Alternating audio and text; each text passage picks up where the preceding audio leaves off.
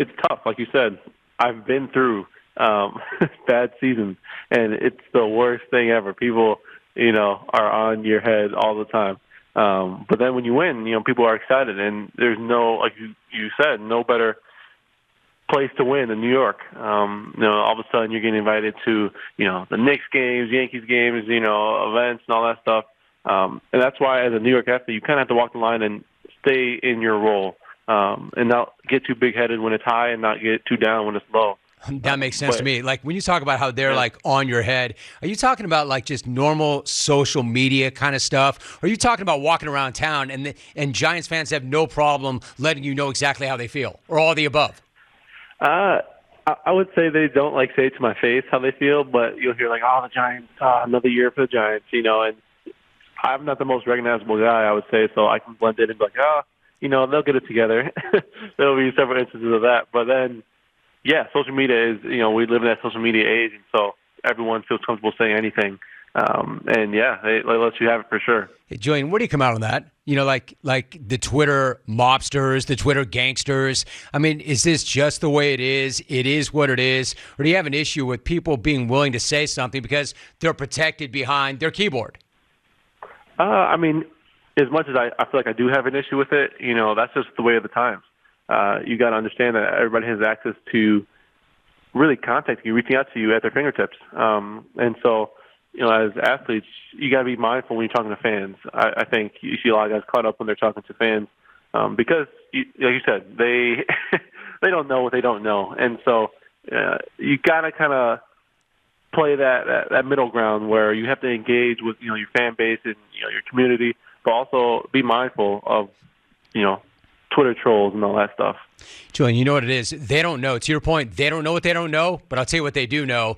If they're able to hook you or somebody else, that's a win. That's a dub for them, and that's a win for their day. They win their day if they can hook you. That they do know. Oh, without a doubt. I've gotten I can't even tell you how many messages. I don't fully see them. But just people just automatically, something happens in the game, reach out to me, message me, tag me in something, and all right, it is, it's all reactionary, and the news cycle is pretty quick, so you just got to have a strong mind. We're talking to Julian Love of the Giants. So your quarterback, Daniel Jones, let me bring him up. He put up the best numbers of his career. The two of you came into the league at the same time. You see him every day in practice. What was the biggest difference that you saw in him this past season? Yeah, I think he did a great job of just allowing his playmakers to make plays. Before I felt he had to make all the plays himself, or he had to force some things, and he just let the game come to him this year. He's a student of the game. He's always improving, always learning, and he just was, I feel like one step ahead and just playing with such confidence this year.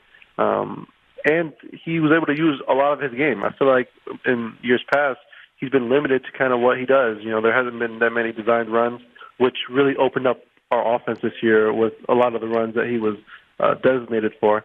And then, I think, it's a tribute to Mike Kafka and letting him, play Daniel Jones' game. I think it's just going to go up from here. Julian Love is joining us. It seems to me the most impressive thing about your season, at least in my opinion, is the fact that you guys were 8-4-1 in one-score games. What's that say about this team's grit, resolve, and ability to finish?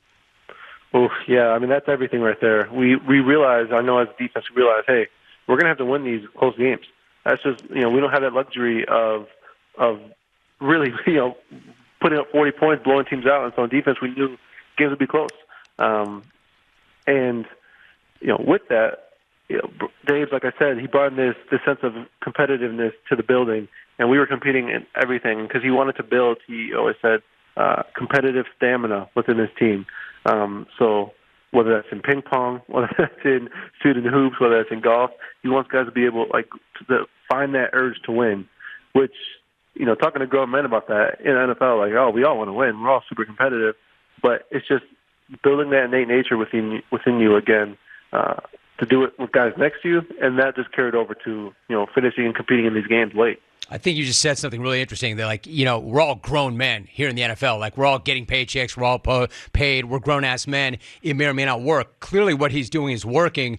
So let me ask you about yesterday. You stirred things up a bit when you were asked about Eagles head coach Nick Sirianni on NFL Network. Let me just start right here. This is a different dude now. He's practically like a Philly bro right there on the sideline. In your opinion, if you play for him, do you like that energy, or would that wear you out? If I was on that side of things, yeah, I would like it. I mean, especially the Philly fan base, they're passionate, and I feel like he carries that to the sideline. So if I was on that side, for sure, I wouldn't have any opposition to it. So who do you think sets the tone? You've played them. You know them real well. Who do you think sets the tone for that team? Him or Jalen Hurts? Oh, I mean, I think the highest you can possibly think of Jalen Hurts. He really, I mean, I've seen him, since he got to the league. I think it's him because he has just grown, and he's just garnered my respect so much because of the true leader he is. Plus, I mean, when you look at that roster, I think it's the most, whether people like it or not, this year it's the most complete roster in the NFL. Offense, defense, teams, they have just a complete team. And it starts with him. And with his game, I think that level up was he always can throw the ball well. He always can run the ball well. He has now, his decision-making process has gone up in terms of he knows when, take the loss, whatever, throw the ball away, check it down. That just is huge for them, and they manage games so well. And they put up a lot of points. I think they're one of the best offenses in the league. Stats or not, they can do so much. I think what you just said, and that's not controversial. That's not polarizing at all. I think they do, top to bottom, have the best roster in the league. So that being said, how much credit does their coach deserve for them being where they are right now if they've got the best roster in the league? Yeah, so similar to Dave's, I think when you have some talent on your team, the best thing you can do is just let the players play. I feel like I've seen a lot of people, coaches, whether it's in college and NFL, I feel like they get in the way of their players playing the game. I talk about Dave's letting our personalities show through our play. Sirianni, I mean, he's letting his players' personality show as well. So you see him on sideline fired up, jacked up, because, I mean, he has dogs across the ball for him. And so, yeah, I think that's the biggest credit I can give him is he's not getting in the way of his team, which has gotten him into this position. They're the best team in the NFC by far. It's shown in the playoffs. And, yeah, I think they have a serious shot of winning this upcoming game in the Super Bowl. And so I think, he gets a lot of that credit. I mean, Julian, I think maybe not as aggressively or as emphatically saying what you had said yesterday, but you're not walking it back, which I appreciate and I respect. I mean, you're saying, in effect, that this guy's got really good players and he stays out of their way. That said, in terms of social, did Philly fans jump into your mentions yesterday? Oh, like no other. Tell me about it. How'd that go? I mean, every time I play Philly, a lot of them jump into my social media and stuff like that. That's just what you expect in the game, in the division game. When I play Dallas, it's the same thing and all that stuff. But, I mean, it was, that little clip was shown, but right before that clip, I was giving him a lot of props for leading them to this point. And like I said, I just think he's done a great job of letting his players play. When you have a roster like that, you just don't mess it up for them. I'm a true believer in this being a players' league, like I said, and yeah, I mean that's what it is. And I have a ton of respect for the Philly team. Some of those dudes were at my wedding. Some of those dudes I lived with in college. Offense, defense, and so I'm a big believer in them. And so I mean, with the clip of him, in the whatever they showed, and looking into the camera, dancing or whatever it was, I think it's just him enjoying really, his team. Julian, you know how this goes, right? You understand this as well as anybody that, and I talk to my guys about this all the time. It's like whatever the platform is, you have to know your room. Like if you say something on a show and it's in context of everything else that's going on, that's very different than a clip being lifted and then pushed out on another platform. Although, you said what you said and you meant what you said, but it just kind of reads differently sometimes. That's just part of the game too, right? Without a doubt. And, I definitely pride myself in kind of keeping it, straightforward. And so I comment. Yes, dude, don't change that, by the way. Say it again? Don't change that. Absolutely. You want to be straightforward. I mean, obviously he was taking it a certain way, but, they're representing the NFC in the Super Bowl. There's no taking that away from them. Julian, here's the bigger issue, right? What did you think when you looked out your window and you saw the Empire State Building all lit up green and white in honor of them winning the NFC? How did that feel? Oh man, that was a dagger for sure. I mean, I understand, like, being in the city of New York, there's obligations you have to have, with the league and not just the league, but bigger than sports, obligations in general, being New York City. But yeah, people in Philly are not lighting stuff up Giants blue ever, and so yeah, it's kind of that situation. Like, man, that is a shot. I hear you, dude. You're right. They're not going to light your colors up ever, ever, ever. So you tweeted a couple of days ago, "Get me on a golf course." Did you get out, and how are you hitting them these days? Oh, I did hop on the range a couple of times. I'm still, out, up in New York, and so it hasn't been the best weather to get out. But I have hopped on the course or the range. It's been good. I mean, I picked up where I left off last summer, and so now we're gonna do some traveling, get some warm weather, and hopefully just dial in my game a little bit more this year. I like it. What do you like about it? Like, I love talking to athletes that play another sport that's not their sport, but especially golf. Most guys, you know how golf is. Like, if you like it, you love it, and guys love it because they can never master it or there's a mental approach to it. Like, what do you like about the game? I think, like you said, I think it's something to master. It's something that, frustrates a lot of people. I'm not somebody who gets, like, super frustrated. So I just enjoy the challenge of golf and, playing against people who are better than you. You're always trying to improve, get better. And I think it's just the best game. I'm big into, like, meditation and kind of just, mental health and all that stuff. I think it's the best thing for me at that.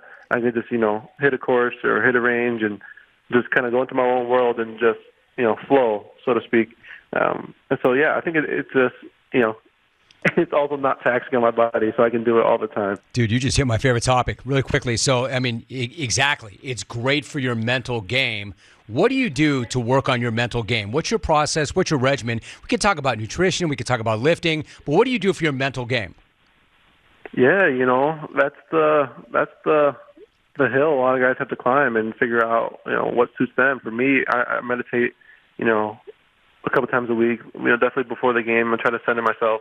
I've been doing like that since high school with visualization, and thankfully I had a good high school coach who kind of instilled that in us, that visualization process of, seeing yourself making plays, seeing yourself just being carefree, being in the moment.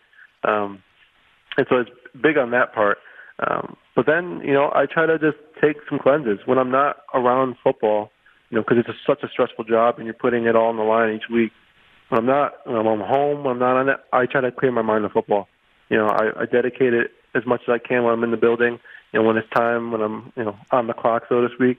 When I'm off, I try to be off completely. And I think that has helped me these past 4 years just to keep myself, keep the main thing the main thing. And so, yeah, that's kind of my process. I like that. I like that a lot, actually. Mental health is very much an issue, and it's good to have that process. So really quickly, because you know both these teams, can you help me break it down? What do you think the Super Bowl matchup is going to hinge on, and who do you like? Man, I think it's going to determine. I think it's going to be on if the Chiefs D can limit the Eagles' offense. Obviously the Chiefs' offense is pretty good. I think the Eagles' defense is pretty elite as well. But if the Chiefs can't stop the Eagles, I think the Eagles have this by 2 possessions at least, because they do such a good job of spreading the field. Everyone's a threat at any moment. And yeah, I mean, people won't like me for picking the Eagles, but I'll just say the Chiefs aren't going to win, I don't think. I can appreciate it. I think what you say makes a lot of sense. I can make an argument for either one of those teams, but I can't dispute what you just said. He's a safety for the Giants. He was selected with the 108th pick overall in 2019 out of Notre Dame. And as I mentioned, coming off a big year, he had 124 tackles. Julian Love making it back in. Julian, I appreciate you. Appreciate that conversation. Man, go find yourself a golf course or get out of New York. Find some sun. I need to. My dude. Thank All you. Right. Great talking to you, man. Thank you so much, Julian.